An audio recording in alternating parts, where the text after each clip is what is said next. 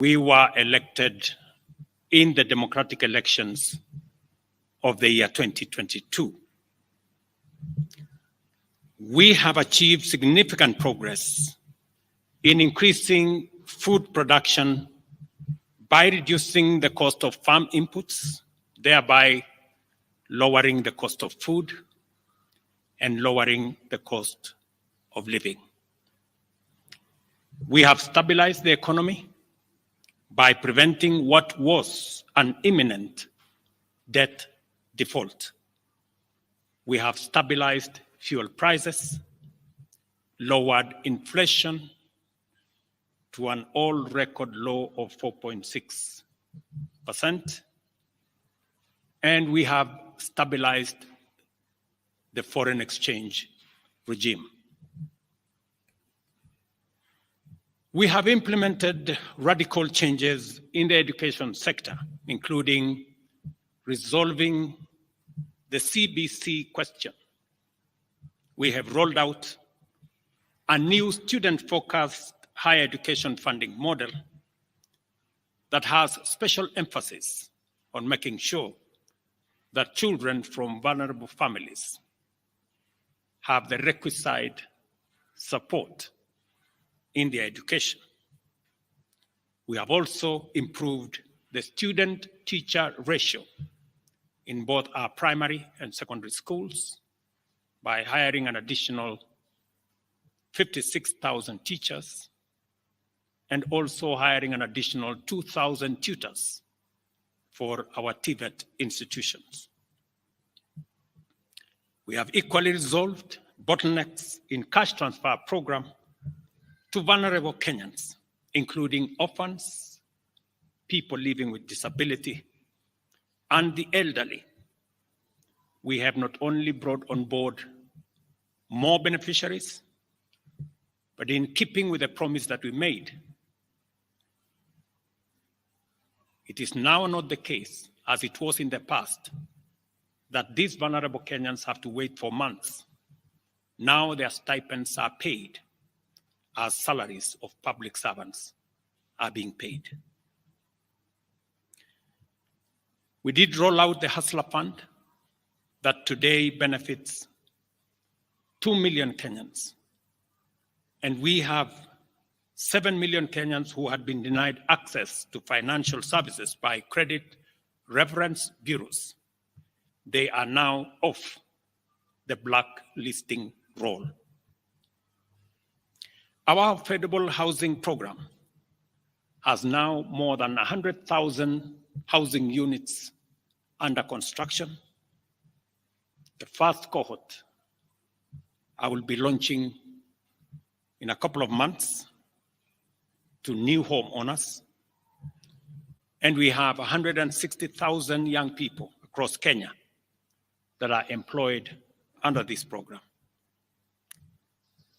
To expand manufacturing, value addition, and agro-processing as a key contributor to job creation, 18 county aggregation and industrial parks and 6 new special economic zones are under construction across Kenya.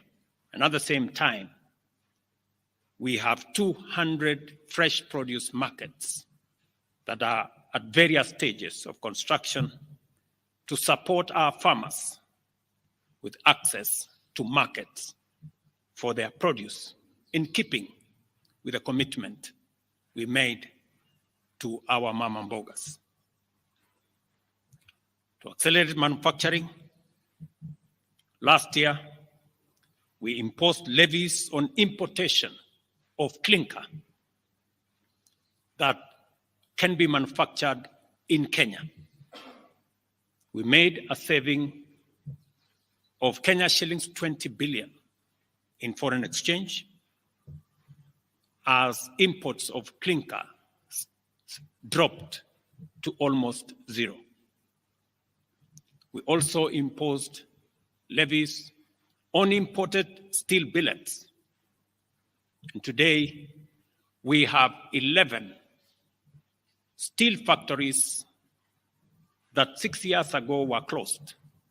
They have started operation, hiring 16,000 Kenyans, and last year alone, we saved 120 billion shillings in foreign exchange as a result of this intervention. Our digital transformation agenda is also on course with 17,000 government services online, while we have 274 digital hubs across Kenya with 152,000 students and digital workers in our TVETs and also in digital hubs in different parts, up and running and giving young people an income.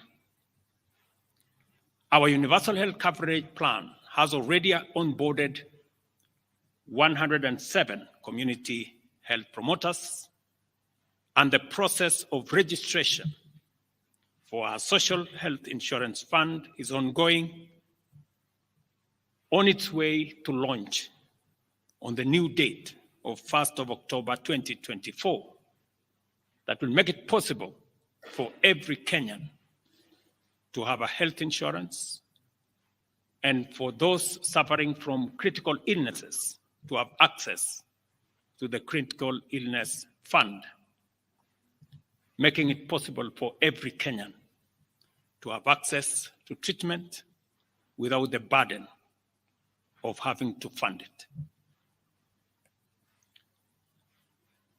On the measures I announced last week, barring state and public officers from engaging in harambes, I want to inform the country that the public fundraising appeals bill is now ready for publication tomorrow.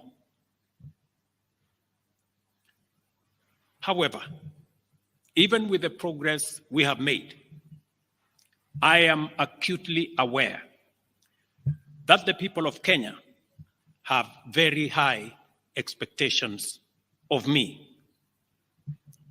And they believe that this administration can undertake the most extensive transformation in our nation's history. Recent events that necessitated the withdrawal of the finance bill, which will require a review and reorganization of our budget and fiscal management, have brought us to an inflection point. Upon reflection, listening keenly to what the people of Kenya have said, and after a holistic appraisal of the performance of my cabinet and its achievements and challenges, I have today, in line with the powers given to me by Article 1521 and 1525B of the Constitution and Sections 12 of the Office of the Attorney General's Act, decided to dismiss with immediate effect all the cabinet secretaries and Attorney General of the Republic of Kenya, of the Cabinet of Kenya, except the Prime Cabinet Secretary and Cabinet Secretary for Cabinet Secretary for Foreign Affairs and Diaspora Affairs. And of course, the Office of the Deputy President is not affected in any way. I will immediately engage in extensive consultations across different sectors and political formations and other Kenyans, both in public and private, with the aim of setting up a broad-based government that will assist me in accelerating and expediting the necessary, urgent, and irreversible implementation of the program that we have, including other radical measures and programs to deal with the burden of debt, to explore raising domestic resources and revenues, expanding job opportunities, eliminating wastage and unnecessary duplication over multiplicity of government agencies, and slaying the dragon of corruption, consequently making the government of Kenya lean, inexpensive, effective, and efficient. During this process, the operations of government will continue uninterrupted under the guidance of principal secretaries and other relevant officials. I will be announcing additional measures and steps in due course. Thank you very much, and God bless our great country, Kenya. Asanteni sana.